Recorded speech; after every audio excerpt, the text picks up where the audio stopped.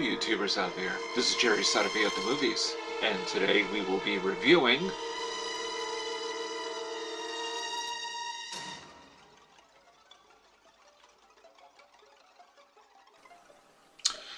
Hello YouTubers, and this is of course Jerry Saravia at the movies, and today we're going to take a look at Citizenfour, which is a new documentary that focuses on a very controversial figure, and that would be Edward Snowden, the NSA whistleblower who blew the whistle on NSA, the government, Verizon, just about everywhere around the world last year, and revealed that there is in fact quite a bit of surveillance on the average citizen and resident, of course, in not just the United States, but abroad. A lot more surveillance than needed. And all, basically the justification for all this is 9/11, this sort of mass surveillance. And he leaked all these documents, and that's what this film is about, is the days in which he first started doing this and the aftermath. What was really quite interesting about Citizenfour, which is a very eerie documentary, is that although I wasn't really surprised when I heard this, because I knew, I just, when you read about what the government has done in the past, long before 9/11, using humans, or let's just say for the sake of, in the interest of this documentary, Americans, as guinea pigs or surveillance, following around people, putting people on watch lists. It used to be people like, I don't know, John Lennon, certainly, Abby Hoffman, anyone that was interested in peace and was seen as a radical, and of course Malcolm X, Martin Luther King. The list goes on. We can talk about a lot of the political figures of the 60s and 70s, and certainly John Lennon was a politician in many ways than one. But those were people that even if it wasn't right, you kind of expected that they would be on some sort of a watch list. What was fascinating about Citizenfour is that anybody could be on this watch list. They're not looking specifically for people who are in the public arena, that are celebrities, that are whatever the case may be. We can all, of course, assume that there's been deep surveillance on Oliver Stone from way back, particularly with the film 1991's JFK. But what we don't expect is that they can perhaps randomly surveil anyone and look for catchphrases on Google search, anything through the internet, whatever you are texting, everything is kind of linked all together. Because let's face it, this is no surprise. Your cell phone, your iPhone, your iPad, your iPod even, they are essentially devices, GPS devices. And since most people are now paying everything with their cell phone, any transaction, everything is kind of all linked together in some strange way. It's like a web. It's a connective web and a connective threads. And that was what was fascinating about this film, is that it really reveals the web, all the connective threads for every single person. But more than that, we're talking, well, it's a bit of a spoiler, but we may as well just talk about it now.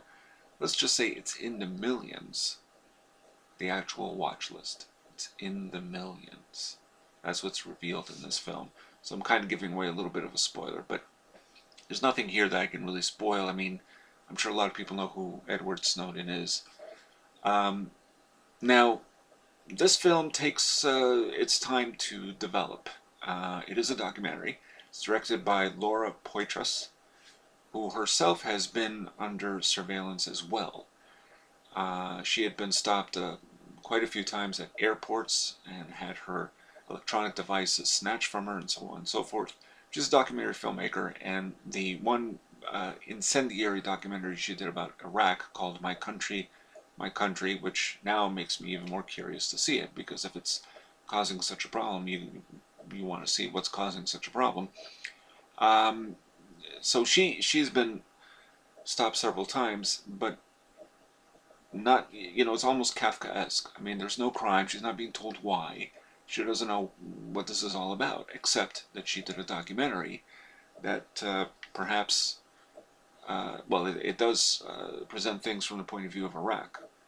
And that may be seen as the problem anyway. So she directed this documentary. Now, what happened was she started to, because of her notoriety, she received encrypted emails from an anonymous source regarding this top secret information, not just about the US government, but world governments, and this was, of course, Edward Snowden. He used his code name Citizenfour. And so she eventually was also, at the same time, it's a curious set of events, by sheer coincidence, was working on a documentary on the War on Terror and was interviewing Glenn Greenwald, who is a writer for The Guardian, a United Kingdom newspaper. And she decided that with Glenn Greenwald, they would meet this anonymous source in a Hong Kong hotel room, and this is where the film really takes its shape, which is talking with Edward Snowden and him revealing all the leaks. And so he presents all the documents. It starts slow, but eventually the issue is, for him, he doesn't want to acknowledge who he is. He just wants to acknowledge what it is that the NSA is doing, who they're using to do this. Essentially, it's impinging on our freedoms, and it's not in the interest of finding terrorists. It's in the interest of doing something that, in many ways, I'm sure they've always done, which is massive surveillance on the entire country and other world governments, particularly foreign, but not always in the interest of doing this for the sake of catching terrorists, but just to look and see who out there perhaps is even in disagreement with our government, who uses a lot of rhetoric to express such. Whatever it is, this is what they do. Now, Glenn Greenwald helps to document this historic event, because it is historic, and a United Kingdom intelligence correspondent who also works for The Guardian, Ewan McCaskill. And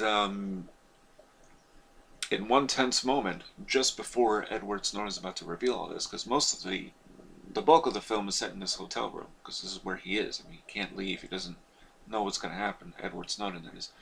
There's a few fire alarms at the hotel, and it's just eerie. It's very tense. You don't know quite how this is going to happen. Now,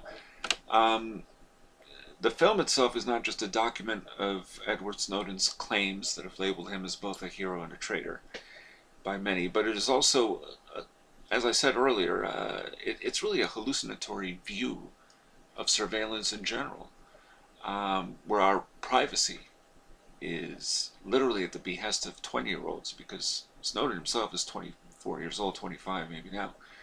And that's what he mentions, is that sometimes they look at images of drones, they don't know where they're going, they don't know the context, but they see footage of people, whatever it may be, photographs, etc. Just, it's a spy ring, but just on everyone. It's not looking for anyone exclusively.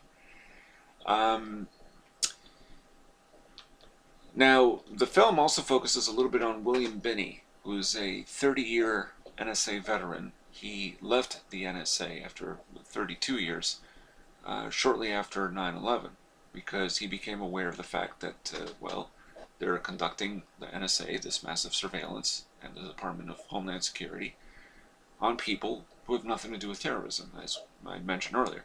Although according to Binney, and I read this from another source, it's not, I don't think it's actually mentioned in the film, the surveillance, of course, started prior to 9/11. Anyway, their feeling is this has become a totalitarian regime. It's very Orwellian, it's Big Brother. These are phrases we've heard a lot, and it's really, this documentary really makes that clear, that that's exactly what this is. We may have had an inkling before. This documentary solidifies that inkling, if you like, it makes it very clear that this is a clear and present danger. It really is, because we don't know who is listening to what we're doing or saying, but we're so vulnerable because cell phones and the internet, those are the keys. We're giving them the keys to our freedoms, essentially. And Snowden brings up an interesting point in the film, which is that in many ways, the privacy is not so much the issue.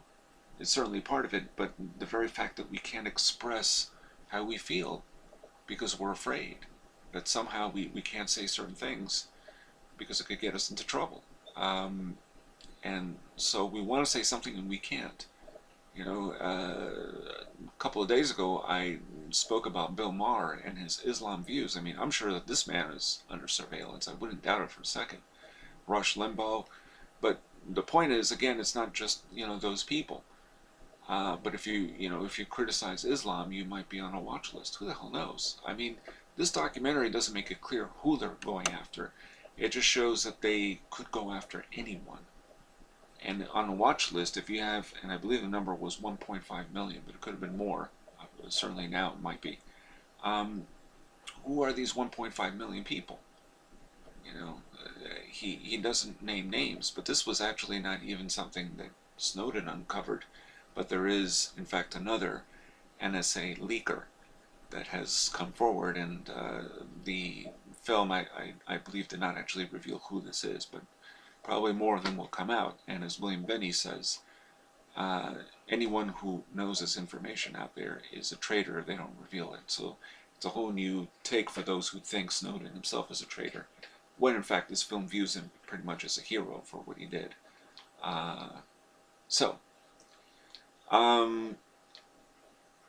The film itself is almost like a 70s thriller. I mean, at the very beginning of the film, I was almost convinced it was a fiction film, because we see these shots of a tunnel, and we hear in voiceover Laura talking about how she was going to meet this person, Citizenfour, and it was all very cryptic and mysterious, and what was this all really about? And it has that feel at the beginning. And when you first see Glenn Greenwald, who I don't really have seen his face, but I didn't know meant right away who he was, it's so, so beautifully composed. It doesn't feel like it's a documentary. It feels like a real film in many ways. I mean, not that documentaries aren't, but generally documentaries are not necessarily meant to be very well composed. The setups and everything else, it's meant to be a little bit shaky because you're catching things, on the fly, so to speak. But once you get to the footage later on in the hotel room, it is absolutely riveting stuff. It really is. And a lot of tension, even though we know, of course, what the outcome will be, and that he's in Hong Kong, he has to leave, and he has to get there by car to the UN, but they can't supply a car to him, so they got to take a cab. I mean, him and this lawyer, human rights lawyer, tries to represent Snowden. I mean, it's just unsettling, the whole thing. But it brings up so many questions about our privacy, and that we may not be so private, after all. So yeah, and even at one point he's staring out the window. He does that a couple of times in the film, Snowden, that is. And my first thought is, watch out, because there could be some snipers. I don't know. Maybe I've seen too many movies. But really, what he's doing is he's, I think, pondering his future and being in exile in Russia, which is, I think, right now is where he's at. Yeah. Citizenfour. I say definitely check this film out. It is a powerful documentary and a very, very important one. I said before, I may have misspoke. I'm not sure if the film really sees him as a hero, but certainly it's historic what he did. And